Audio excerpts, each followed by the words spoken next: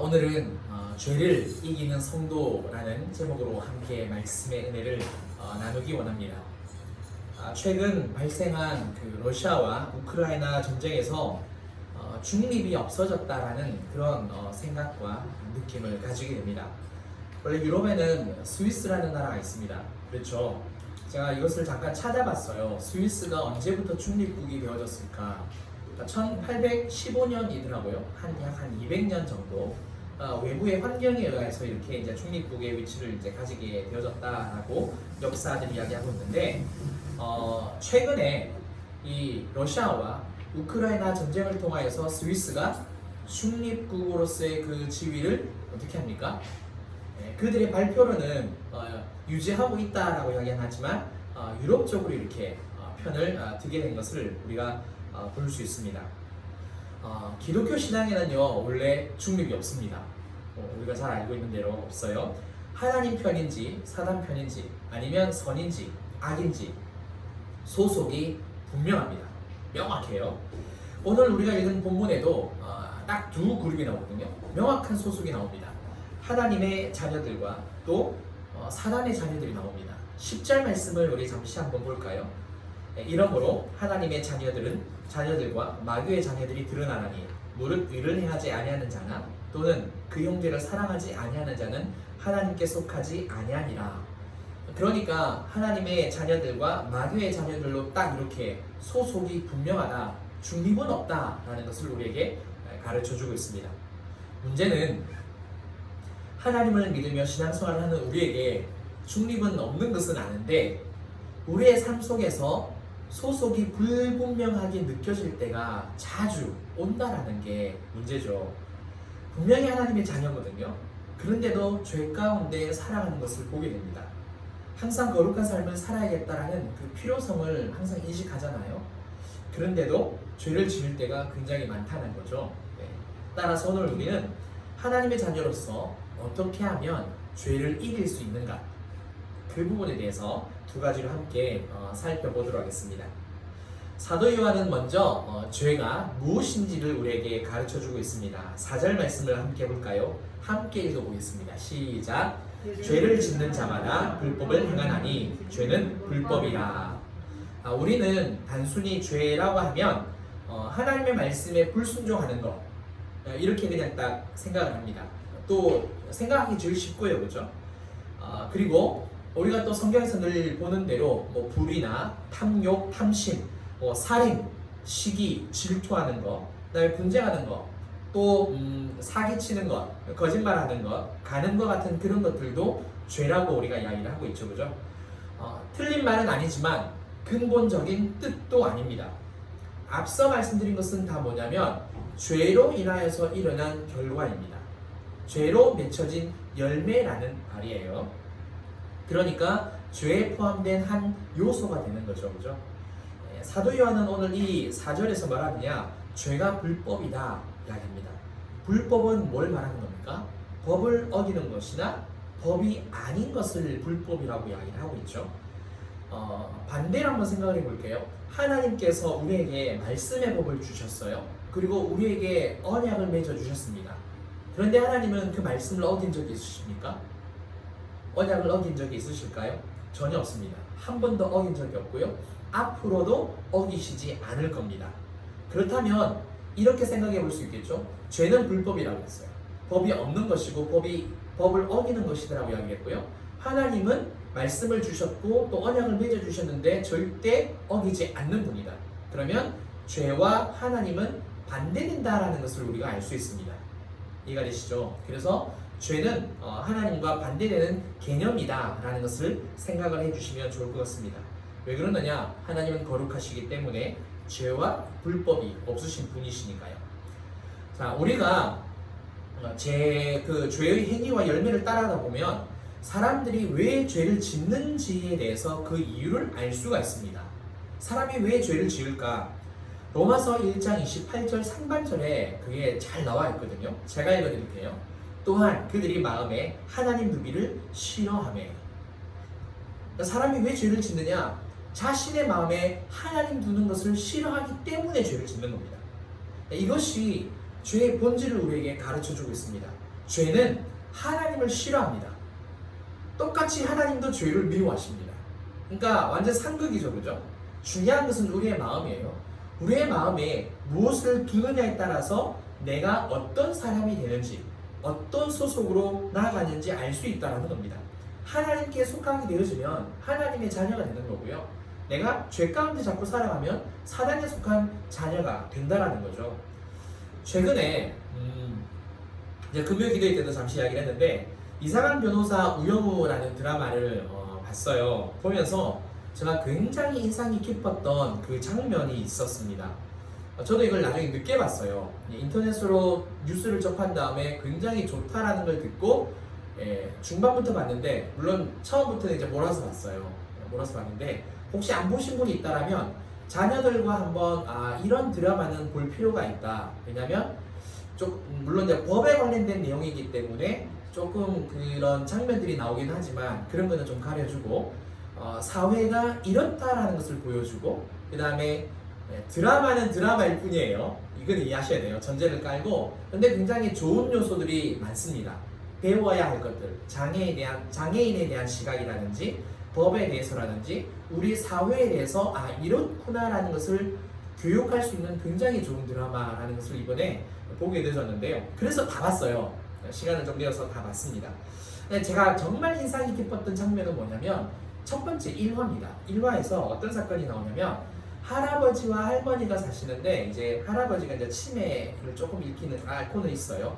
근데 이제 할아버지 할머니가 말다툼을 하다가 이 할아버지가 쓰러집니다. 쓰러지는데 이제 뇌에 관련된 좀 질병이 있어서 아무튼 정신을 잃고 쓰러지거든요. 이때 할머니가 뭐를 하고 있었냐면 다리 위로 옷을 다리는 중이었어요. 근데 할아버지가 막 화를 내고 막 그렇게 할머니를 뭐라니까 뭐 어쩌다가 뭐 이렇게 행동이 됐겠죠. 근데 쓰러졌는데 모르는 사람들은 할머니가 이 다리미를 가지고 할아버지를 때려서 죽게 했다. 그렇게 검찰이 고발을 하게 된 거죠. 그래서 할머니가 살인 미수죄로 이렇게 재판을 받게 됩니다. 이제 뭐 재판이 이렇게 진행 가운데요. 이 주인공인 우영우가 이런 이야기를 해요. 이 대사가 굉장히 마음에 들었습니다. 제가 한번 그대로 읽어드릴게요. 죽일 마음이었다면 살인 미수죄, 다치게 할 마음이 있었다면 상해죄, 좀 때려줄 마음이 있었다면 폭행치상죄, 그냥 실수였다면 과실치상죄입니다. 법은 마음을 중요하게 생각합니다. 마음에 따라 죄명이 바뀝니다. 저는 이 대사를 들으면서 우와, 진짜 하나님과 우리의 관계가 똑같다라는 게 번쩍 생각이 났어요. 진짜 물론 그게 있는데 진짜 참 좋은 말이다, 좋은 원리다라는 것을 생각을 해봤습니다. 저는 이제 제 개인적으로 어떻게 적용을 했냐면 하나님을 우리 마음에 두지 않으면 불신자, 하나님을 어쩌다가 한번 생각하면 날라리 성도, 하나님을 믿기는 하지만 도움이 필요할 때마다 찾고 구하면 어린아이 성도, 그렇죠, 그죠? 그 다음에 하나님께 자신의 모든 것을 내어드리고 계속해서 성령으로 다스려 달라고 하면 성령 충만한 성도. 그러니까 제가 이렇게 생각을 한 거예요. 법도 마음에 따라서 그 법명이 달라지는 거잖아요. 그 다음에 그 형벌도 달라지는 거잖아요. 하나님과 우리의 마음에 있어서도 우리의 마음이 얼마만큼 있느냐에 따라서 하나님과 우리의 관계가 달라진다는 거죠. 제가 이거를 생각을 하면서 진짜 되게 감동을 많이 받았습니다. 자, 그러면 이제 우리 죄를 없애시기 위해서 예수님이 오셨다라고 오늘 본문이 나와 있거든요. 그러면 예수님께서 우리 죄를 없애시기 위해서 오셨다라는 이 말은 무엇을 의미하느냐?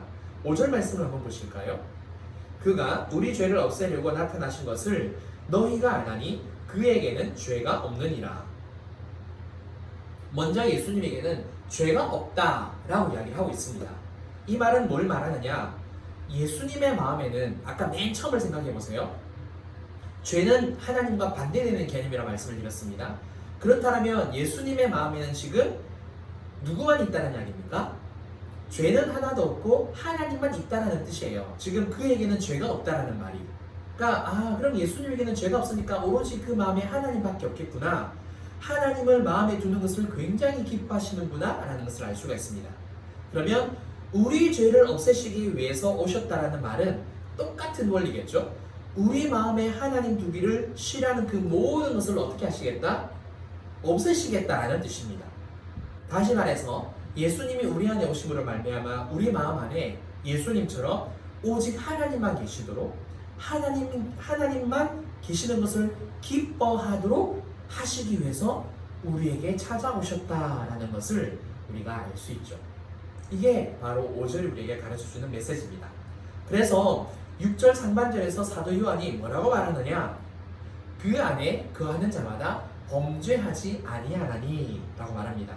그러니까 예수님 안에 거하면 자신의 마음에도 하나님이 계시기 때문에 죄를 범할 수 없다라는 거죠. 하나님이 계신 마음이기 때문에 분노나 시기, 질투, 어떤 이런 게으름과 같은 여러 가지 죄악의 행위들까지 절제할 수 있고 멈추게 할 수 있다는 겁니다. 절제하지 못해도 잠깐 엇나갈 수는 있잖아요. 근데 곧바로 돌아서서 사죄하고 용서를 빌 수 있다는 거예요. 아침에 우리 오미 사모가 아침에 밥을 차려주면서 어제 그 나훈산에 황희찬 선수 이야기를 해주더라고요. 축구 선수인데 굉장히 자기 관리를 잘 하더라, 그런 이야기를 하더라고요. 그러니까 제가 잠깐 찾아봤어요. 이 황희찬 선수가 축구를 굉장히 좋아한다는 그런 말을 하더라고요. 나는 축구를 굉장히 좋아하고 사랑하기 때문에 내가 이렇게 나를 관리한다고. 제가 그래서 생각을 해봤습니다. 우리는 예수님을 좋아한다고 말하면서 얼마나 내 자신을 관리할까? 그런 생각을 해봤어요. 그러니까 음식 먹는 것을 제가 유튜브를 잠깐 봤거든요. 그러니까 장어를 먹는데 소금을 안 뿌려, 양념도 안 해. 아니, 장어구이는 양념을 해야죠. 그게 진리 아니에요? 그런데 그렇게 안 먹어요. 네. 그러니까 염분을 완전히 줄이죠. 그 다음에 탄수화물도 절제하죠. 그러면서도 어마어마한 훈련의 강도를 제가 이렇게 유튜브를 통해서 봤어요. 그러니까 축구를 사랑한다는 그 하나로 인하여서 자기 자신을 굉장히 철저하게 관리하는구나. 그러면 우리도 예수님을 사랑한다고 말하면서 왜 우리는 우리 자신을 관리하지 않지? 왜 우리의 마음이 늘 죄가 들어오도록 늘 이렇게 삶을 잘못 살고 있는 거지? 그런 생각을 정말 계속해서 해봤습니다. 사랑하는 성도 여러분, 우리는 예수님을 믿고 있습니다. 그쵸? 이 말은 곧 내 안에 죄가 그 뱀이 꽈리를 틀고 앉아있도록 그렇게 하는 게 아니라는 거예요. 하나님께서 자정하여 계시고 하나님께서 지금 함께 하신다는 겁니다.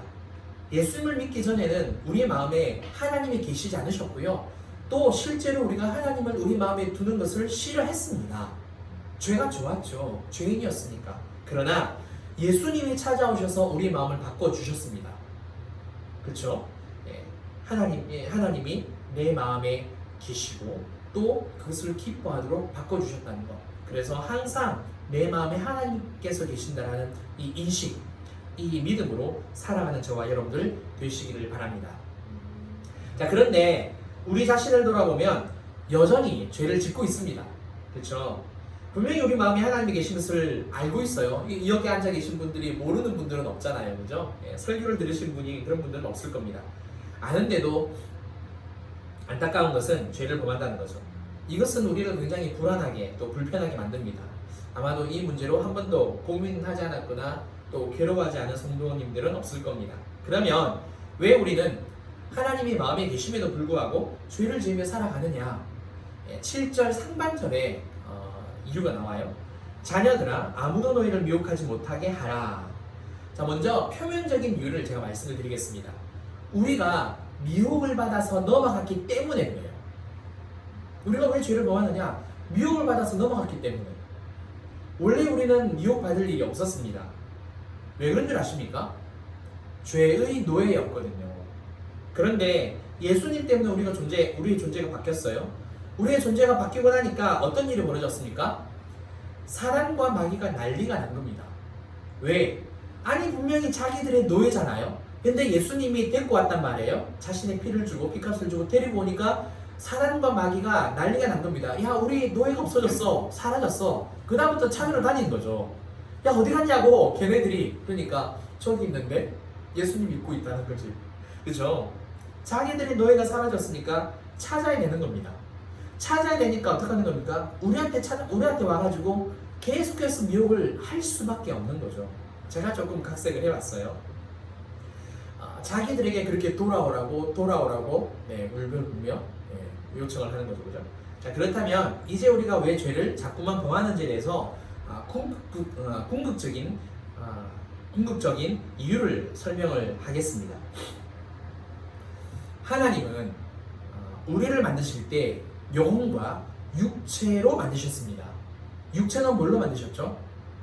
흙으로요. 그 다음에 우리의 영혼은 하나님께서 그 코에 생기를 불어넣어 생명이 되게 하셨습니다. 자, 생기는 히브리어로 네샤마라는 단어를 쓰는데요. 루아흐나 그 다음에 네페시 같은 뜻으로도 이렇게 사용이 됩니다. 그래서 이 생명이라는 말은 살아있는 영혼이라는 말로도 번역이 가능하고요.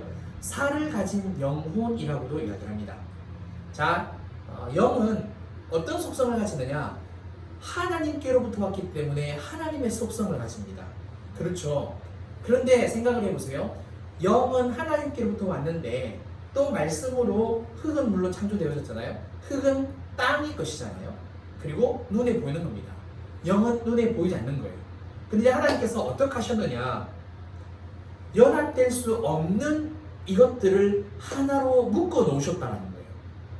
그러니까 눈에 보이지 않는 속성을 가진 영과 눈에 볼 수 있는 이 물질인 이 속성을 가진 흙을 가지고 빚어서 사람을 하나로 만드셨다는 겁니다.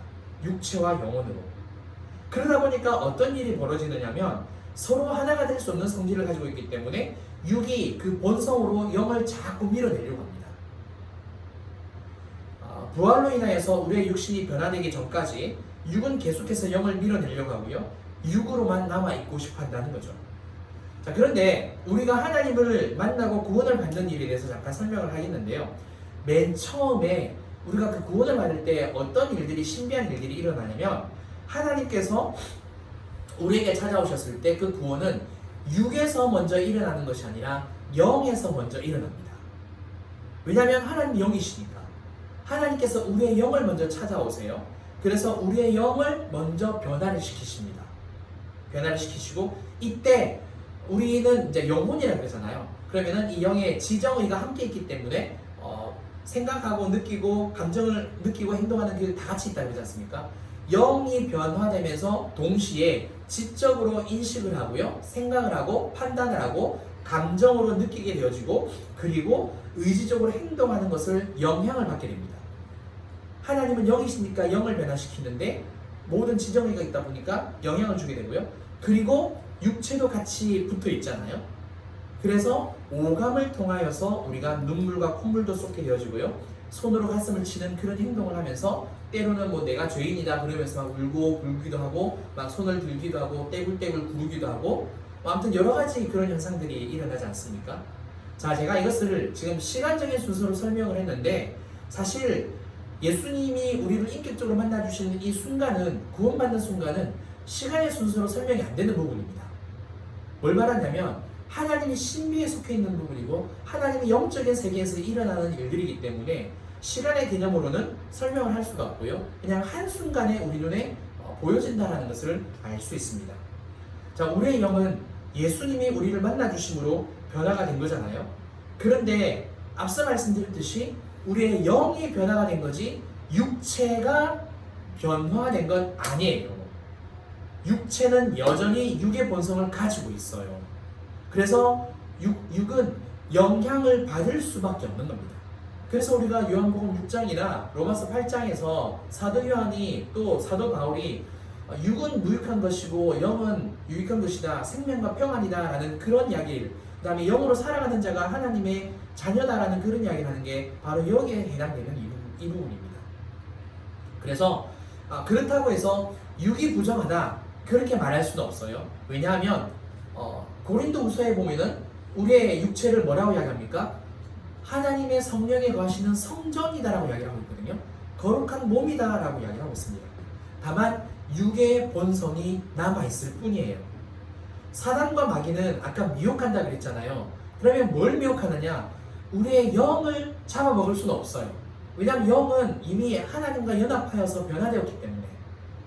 그래서 우리의 육을 통하여서 자꾸만 미혹을 하는 거고, 우리의 오감, 시각, 촉각, 후각, 미각 이런 것들로 범죄하게 만든다는 겁니다. 이해가 되시죠? 그래서 우리의 마음이 전쟁터라고 이야기를 하잖아요. 왜 우리의 마음이 그렇게 지지고 볶고 싸울까? 때로는 기쁘고 때로는 그렇게 속상할까? 그렇게 예수님을 따를 때는 즐거운데 죄를 짓고 나면 그렇게 후회스럽고 슬프고 정말 속상할까? 마음의 전쟁터거든요.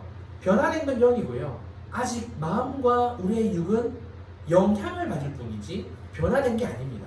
그러니까 이 마음이 하나님이 거하시는 곳이냐 사단이 가는 곳이 되느냐 라는 전쟁터가 되는 거죠. 이해가 되시겠습니까? 그래서 하나님께 붙어 있을 것이냐 아니면 육의 본성에 따라 몸이 좋아하는 것을 할 것이냐에 따라서 우리가 하나님을 따라 온전히 삶을 살 수도 있는 거고요. 죄를 따라서 넘어질 수도 있다라는 이야기입니다. 자, 그러면 이제 미혹을 받아서 넘어지지 않으면 죄를 짓지 않게 된다는 것을 우리가 논리적으로 알 수 있습니다. 그렇다면 이제 어떻게 하면 미혹에 넘어가지 않을까? 우리가 죽을 때까지 사실 미혹을 안 받을 수는 없어요. 왜냐하면 육신이 있으니까. 그렇죠? 그럼 어떻게 하면 미혹에 넘어가지 않을까? 우리의 의지로 싸운다고 해서 미혹을 이겨내는 게 아닙니다. 그러니까 죄를 안 짓겠다고 해서 우리가 되는 게 아니라는 이야기죠. 그죠? 육은 영의 영을 받아요. 영의 영향을 받습니다. 자, 그렇다면 육의 본성과 사단과 마귀가 주는 외부적인 영향도 받지만 궁극적으로는 예수님의 영향, 예수님으로부터 변화되었기 때문에 누구의 영향을 받는다? 영의 영향을 받는다. 그러니까 이런 거예요. 좀 더 쉽게, 지금 이게 제 몸이에요. 제 몸인데 영혼도 있고 육체도 있어요. 그렇죠? 사단은 육을, 우리의 마음을 미혹을 통하여서 자꾸만 나쁜 영향을 주는 거고요. 우리 안에 있는 영은 예수님과 연합하여 있기 때문에 그 영은 예수님으로부터 계속해서 영향을 받으려고 한다는 겁니다. 그래서 우리의 마음 안에서 충돌이 일어난다는 거예요. 그래서 그 로마서 8장에서도 죄와 사망의 법과 생명과 성령의 법이 싸운다라는 내용이 그 내용입니다. 이해가 되시죠? 따라서 육의 본성을 통하여서 받는 영향력보다 영을 통하여서 받는 영향력이 더 크게 되면 미혹이 와도 쉽게 넘어가지 않는다라는 것을 우리가 알 수 있습니다. 그러면 어떻게 해야 되느냐?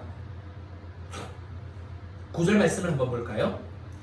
하나님께로부터 난 자마다 죄를 짓지 아니하나니 이는 하나님의 씨가 그의 속에 거함이요 그도 범죄하지 못하는 것은 하나님께로부터 났습니다. 여기서 하나님의 씨는 하나님의 말씀을 말합니다. 때로는 말씀과 성령이라고도 이야기를 하고요. 말씀이 우리 안에서 체득이 되려면 아무래도 성령님이 필요하시니까, 그렇죠? 아무튼 말씀을 의미합니다. 하나님의 말씀이 우리 안에 거해야 합니다.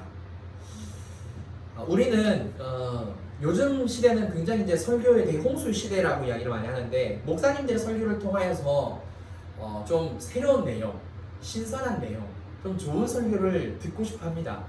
물론 그게 뭐 잘못된 건 아니에요. 사람이다 보니까 지적인 본능이 있잖아요. 늘 새로운 것에 대해서 우리가 알아가고자 하는 그런 마음들이 있기 때문에 본능이니까 어쩔 수는 없어요. 그런데 신앙생활 하면서 자신의 교회에서나 또는 인터넷에서 워낙 많은 설교를 듣다 보니까 어떤 일이 벌어졌습니까? 우리의 듣는 귀가 높아진 거예요. 수준이 높아졌어요. 그러니까 어느 정도 설교를 잘 하지 않으면 굉장히 힘들고요. 새롭지 않으면 목사님들이 나는 설교를 잘 못해. 나 그냥 그렇게 자신을 이렇게 하는 경우가 굉장히 많습니다. 저도 그들 중에 한 명이고요. 사실 그래서 쉬운 내용은 아닙니다. 여하튼 간에 들었던 내용이나 아는 내용이 나오면 식상해합니다. 그래서 어떻게 하면 목사님들도 정말 이 본문을 새롭게 한번 볼까 막 그렇게 연구하고 공부하고 하잖아요. 그죠? 굉장히 많은 시간을 투자하는데, 여하튼 간에 중요한 건 뭐냐면 이런 행위가 자꾸 새로운 설교, 정말 신선한 내용, 그 다음에 좋은 설교라는 그런 인식을 가지고 그런 설교만 들으려고 한다면 말씀이 우리 안에 거하는 일은 없다는 겁니다. 그러니까 내 귀, 내 어떤 육적인 이 지식적인 부분에 있어서는 자꾸만 만족감은 얻을 수 있는데 내 영이 말씀을 먹는 부분에 있어서는 영향을 굉장히 적게 받는다는 뜻이에요. 우리가 말씀 중에서 기이하고 신비하고 굉장히 독특한 것들, 새로운 것들을 찾아내는 것도 중요합니다. 그러나 그 말씀이신 주님을 묵묵히 묵상하는 것이 훨씬 더 중요합니다. 매번 똑같은 내용이다 할지라도 자신이 그 말씀대로 살고 있는지를 돌아봐야 한다는 거죠. 뭘 말씀드리냐면 말씀이 내 안에 거한다라는 것, 영이 나의 영혼과 나의 마음과 나의 육체에 계속해서 좋은 영향력을 주려면 말씀을 그냥 지식으로만 듣는 것이 아니라 새로운 것만 듣는 게 아니라 그 말씀을 통하여서 내가 변화되어지는 삶이 되어져야 영이 힘을 얻는다는 겁니다. 그러니까 말씀은 우리의 영혼을 위한 생명의 양식이라고 이야기하잖아요. 육신은 음식이 필요하지만 영혼은 말씀이 필요합니다. 그러니까 우리가 미혹을 받고 넘어지는 이유는 뭐냐? 육의 음식을 먹는데 영의 음식의 말씀이 내 안에 있지 않기 때문이죠. 생각을 한번 해보세요. 우리가 건강해지려면 밥을 잘 챙겨 먹으면 되는 거잖아요. 그렇죠? 그러면 건강해지는 거잖아요. 똑같은 원리예요. 우리의 영이 건강해지려면, 힘이 세지려면, 그 다음에 아까 황희찬 선수처럼 그렇게 강인한 몸을 가지려면 영이 훈련을 받으면 되는 거거든요. 근데 영이 어떻게 훈련을 받느냐? 그냥 새로운 말씀을 자꾸만 들으려고 하는 그런 부분이 아니라 그 말씀 앞에서 내가 살아내고 있는지, 정말 그 말씀과 내가 하나가 되고 있는지를 돌아보시고 그렇게 삶을 살아야 된다는 겁니다.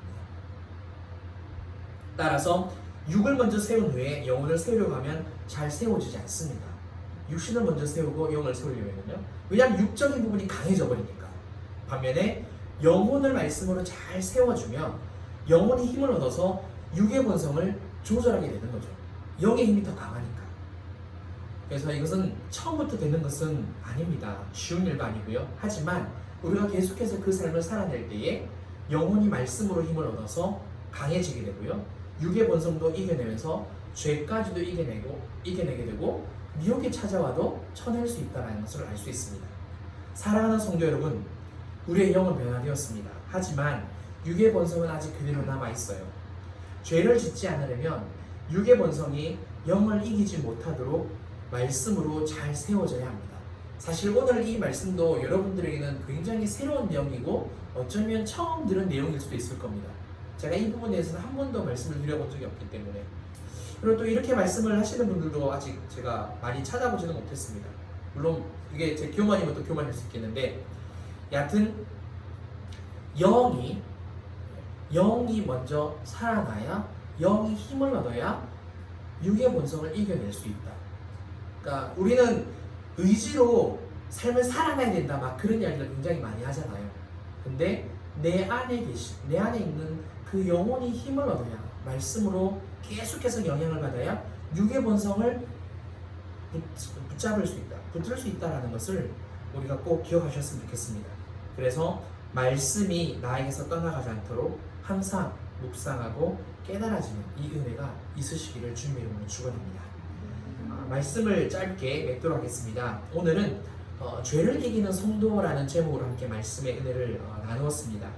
이 요한일서 3장이 1절부터 계속해서 하나님의 자녀에 대해서 설명을 하고 있는데, 오늘은 죄에 관련된 부분을 많이 이야기를 하고 있어서 이렇게 이 부분을 다뤘습니다. 우리가 죄를 이기려면 어떻게 해야 되느냐? 우선 근본적인 부분이 있어야 된다는 거예요. 내 마음에 하나님이 계신다, 이 믿음이 있어야 됩니다. 왜냐? 하나님과 죄는 반대되는 개념이라고 말씀을 드렸고요. 우리의 마음에 누가 있느냐에 따라서 우리가 이렇게 굳게 세워질 수도 있고 아니면 흔들릴 수도 있기 때문에 그렇습니다. 따라서 예수님이 우리에게 찾아오신 목적, 내 안에 하나님을 두시려고 오셨구나, 이것을 꼭 기억하셨으면 좋겠고요. 그래서 이제는 누가 나를 다스리신다? 우리 하나님께서 나를 다스리신다, 믿으셨으면 좋겠습니다. 두 번째는요, 말씀으로 나의 영을 계속해서 세워야 합니다. 생명으로 창조된 우리는 영혼과 육체로 이루어져 있다고 말씀을 드렸어요. 하나님은 영이시기 때문에 우리의 영을 변화시키셨고요. 마음과 육체는 아직까지 그 육의 본성을 그대로 가지고 있습니다. 그래서 사단과 마귀는 여전히 우리의 육의 본성을 공격을 하고 미혹을 하는 겁니다. 따라서 영이 강해지면 영혼이 말씀으로 더 새로워지고 정말 말씀과 하나가 되면 육이 따라갈 수밖에 없다는 것. 그게 실제로 죄를 이기는 삶이라는 것을 꼭 기억하시고 늘 말씀 앞에서 자신을 늘 내려놓는 저와 여러분들 되시기를 주님의 이름으로 축원합니다. 함께 이 시간 우리 찬양하고요. 또 함께 기도하는 시간 가지겠습니다.